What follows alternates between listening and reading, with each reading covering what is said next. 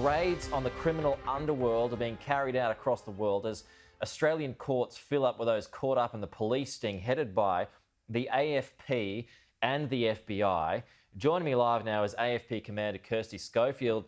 Commander, appreciate your time this morning. There has been worldwide applause, as you would know. Throughout the night, we've had more updates of more arrests and more raids in so many different countries, and the AFP had a big part to play for that. What do you make of that worldwide reaction so far?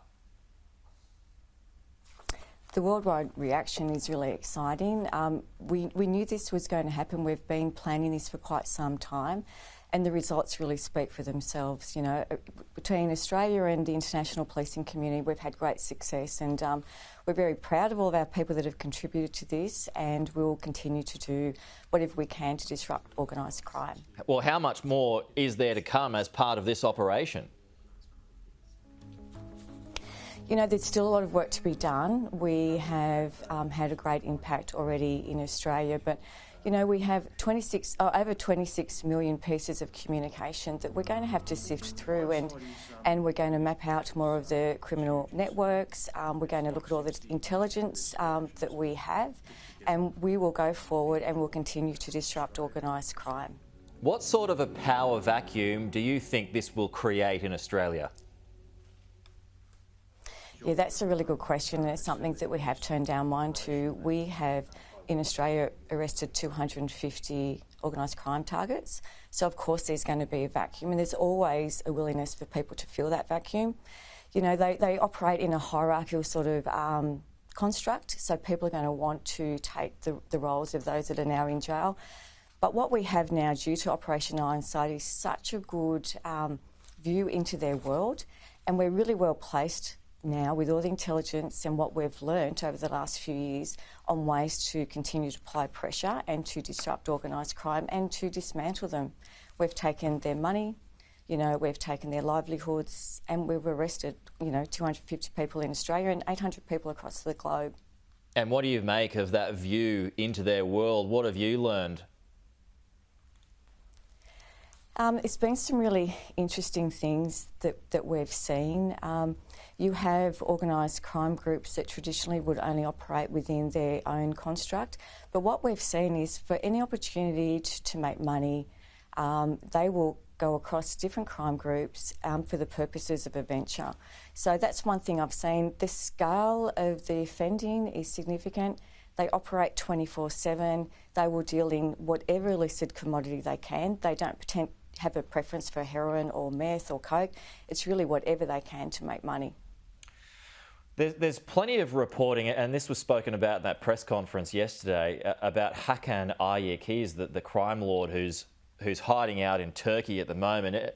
What can you do to smoke him out now, or do you believe that the wolves will sort that out for themselves, because his life is probably in danger for promoting this Anom app?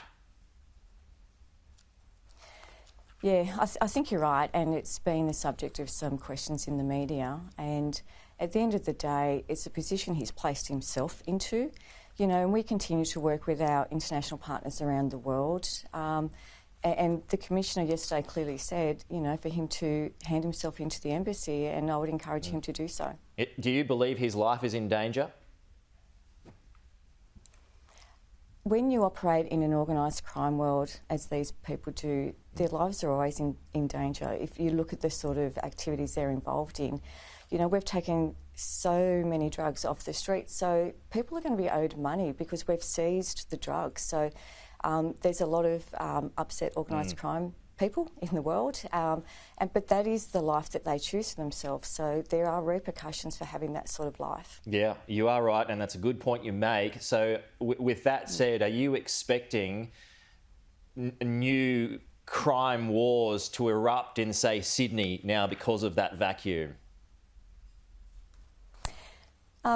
Look, it is something that is always a possibility, but you know, I think it's really appropriate for me to also comment, you know, that this operation is not just done by the AFP. We have had the most amazing support from all our state and territory police forces.